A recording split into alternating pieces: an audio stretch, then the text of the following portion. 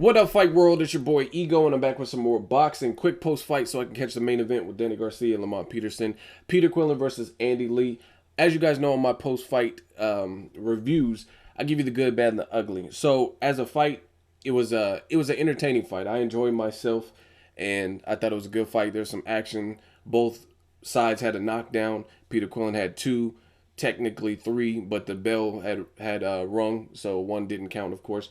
And then Andy Lee came back in the middle rounds and knocked him down. I did not score this as I do a lot of times when I watch a fight live. Just so many emotions and different stuff. Sometimes I might go to the kitchen real quick, so I don't usually score them, and sometimes I do score it after. But just from the eye test, I was content with the decision. It was a split decision draw. So either way, Peter Quillin wouldn't have got the title because he missed weight, so he wasn't eligible. And I actually think it was a good fight, and it was a back and forth fight. Both fighters had spots, but no one really just excelled and took the bull by the horns, in my opinion. So I'm okay with the draw. And the other thing is the judges had one judge had it for Andy Lee, one judge had it for Peter Quillin, and the scorecards were close, which indicated a close fight. So sometimes you get fights like this, and it'll be an outrageous scorecard, like 119 to something. You're like, what? How did that happen? 117 to 111. You know what I mean? How did that happen? But I think it was all in all fair. And this also gives the haters less ammunition too, because obviously Peter Quillin being an Al Heyman fighter, Premier Boxing Champs being a Heyman boxing presentation. So had it been close and Peter Quillin won, then obviously the haters would be like, oh, it's rigged and all kinds of stuff. Even though Andy Lee post-fight said, to be honest, if they would have gave it to him in his hometown, if they would have gave him solely the win, then I would have been okay because it was a close fight. Again, props to both fighters. No one took a supreme L. Since we're talking about the middleweight division, I have to bring up the man Gennady Golovkin. And ultimately, I cannot see either one of those guys beating a guy like Gennady Golovkin.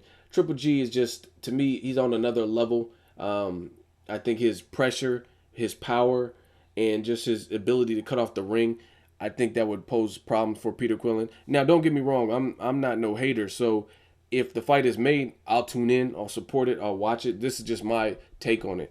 I definitely want to see it. There's a lot of fights like Sergey Kovalev versus Adonis Stevenson. I picked Kovalev to beat Adonis Stevenson. However, the person I'm picking against in both of these instances has power. So for that reason, I would like to see if I'm right or to see if I'm wrong. Peter Quillin, he can crack. I will honestly say that. His power is the real deal.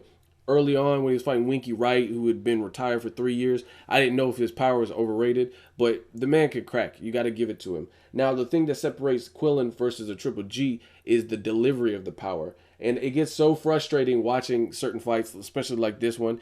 As a fan, just chilling, watching it, it was a good fight. But from a technical standpoint, when you see a guy who has certain characteristics, certain traits, and certain abilities, it's just like if it was a video game, you want to just snatch the controller. Like, what are you doing? I've seen a lot of, I want to say flaws and different things that Peter Quillin definitely should improve on. I think he could have made this a decisive win for him instead of a draw if he used a jab. A jab is, I don't know why it's so forgotten in the sport of boxing, but the jab was almost non-existent from both guys. But Peter Quillin, he started off early, and I think he could have even finished business if he had exercised a jab and had a solid jab. He doesn't really, or at least in this fight, he didn't really show a jab. And I also think a body attack on both fighters, Lee and Quillin, they should have both went to the body. So it's just frustrating to see these little gaps and mistakes that are being made. Both guys have a really wide stance, trying to get their power shots off. The defense, they were both getting clipped. That's why they both got knocked down. I just ultimately don't see them beating a guy like Triple G, but I'll try to focus on this actual fight. It was a good fight. It was a back and forth fight. I think Quillin, see, this is the difference. This is where the amateur experience comes in. Quillin had his man hurt badly in the first 2 rounds, right? And just not having that amateur experience, I feel like fighters, my advice to all fighters, if you guys watch my channel and you're a fighter, be the fighter you are. It just, for some reason, I don't know if he was ring rusty or he learned something new in camp and he wanted to try, but I think he had a different approach than I've seen in the past. He wasn't as aggressive. So again, this could be attributed to his struggle making weight, could have been attributed to a long layoff and just being out of the swing of things and ring rusty. It could have been like something he learned in camp, but for whatever reason, he wasn't jabbing. I think he should have doubled up on the jab, tripled up on the jab, and then just be the fighter you are, man. I think he was like doing a lot of posing and like trying to look cool, like fight kind of like a Mayweather, like Mayweather who picks off his shots. Difference is Mayweather's more elusive. Difference is Mayweather's more accurate. Peter Quillin was missing shots. So for whatever reason, like I said, maybe he learned something new in camp that he wanted to try out. I think he could have took this fight had he proved the accuracy, work on the jab, go to the body and things like that. But he let the fight slip away and turn out how it did by those middle rounds. Andy Lee's tough. He's a comeback kid. I told you guys that. So if you don't get him out of there, like Andy Lee said in the post fight, you have to pull me out on a stretcher. If you don't do that, then he's always game. He's always a live dog. You have to literally do like Chavez Jr. did and get him out of there to the point where there is no sequel.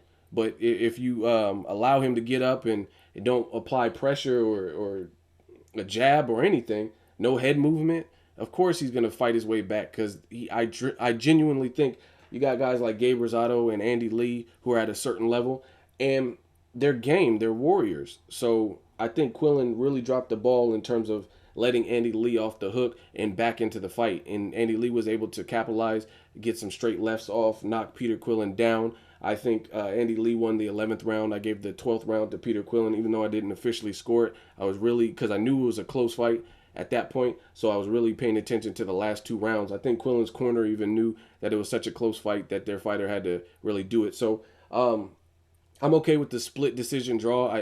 Again, I don't think either fighter put their stamp on it to the point where they owned the other opponent. They both did good, and I'm definitely up for a rematch. Drop me a comment if you watched it. Let me know what you guys think. Can either of these guys beat Gennady Golovkin? Drop me a comment. Let me know what you guys think. Hopefully we get a rematch and the title is at stake and Quillin can make weight and whatnot. But it was a good fight. Let me know what you guys think. Make sure you like my video as always. Hate, comment, and subscribe. Till next video is Ego signing off.